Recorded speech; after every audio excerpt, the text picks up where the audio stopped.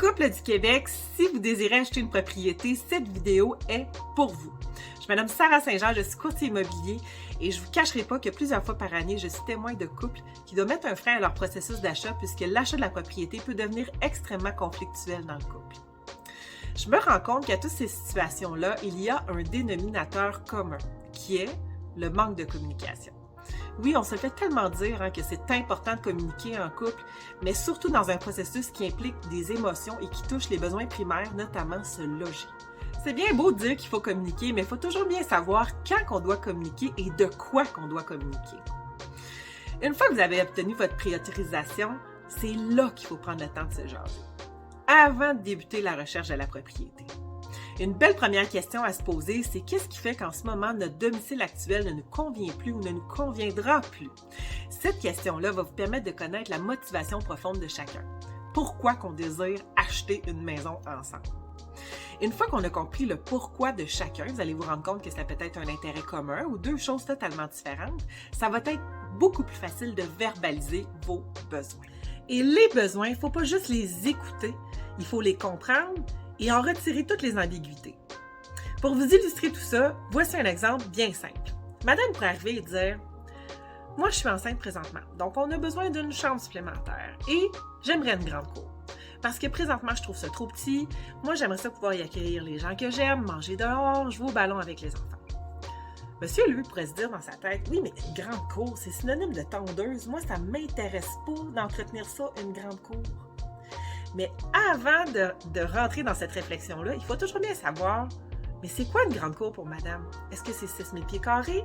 Est-ce que c'est 25 000 pieds carrés? Parce qu'il faut prendre conscience de l'entretien ensemble qu'ils vont devoir y faire. Alors, voici ce que je veux dire par il faut en retirer toutes les ambiguïtés et bien comprendre ce que la personne veut réellement.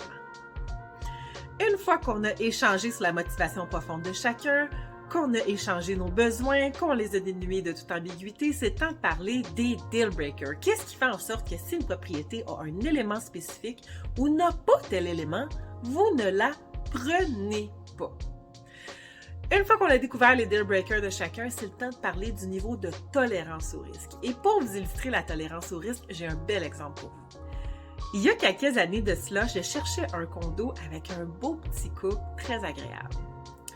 À chaque fois qu'on arrivait dans un condo qui était en hauteur, en haut d'un deuxième étage, monsieur y trouvait toujours un paquet de problèmes. Alors, moi et madame, on avait de la difficulté à comprendre la réelle raison derrière ça et un jour, c'est sorti. Monsieur nous a mentionné qu'il craignait le feu. Donc, pour lui, vivre en haut d'un deuxième étage, ça constituait un risque. Lui, il se voyait pris dans le feu, donc il avait absolument besoin soit une sortie de secours ou il devait se sentir capable de pouvoir se jeter par la fenêtre parce qu'il y avait eu quelqu'un dans son entourage qui avait vécu une telle situation. Alors, couple du Québec désirant acheter une propriété, avant de débuter le processus, n'hésitez pas à communiquer ensemble, notamment des 4 points que je vous ai lancés aujourd'hui, la motivation profonde, les besoins, les deal breakers, ainsi que les niveaux de tolérance au risque de chacun. Déjà là, ça va être une bonne base. Et si vous commencez le processus d'achat et vous voyez que ça devient très conflictuel, n'hésitez pas à prendre une petite pause, discuter ensemble et recommencer par la suite. Alors, c'est ce qui conclut cette capsule. Si vous avez aimé, n'hésitez pas à mettre un pouce, un cœur, à partager ou à commenter. Et pour plus d'informations sur comment vendre ou acheter votre propriété de manière responsable en vous sensibilisant au risque, n'hésitez pas à adhérer à ma page Sarah Saint-Jean, courtier immobilier. Bonne journée!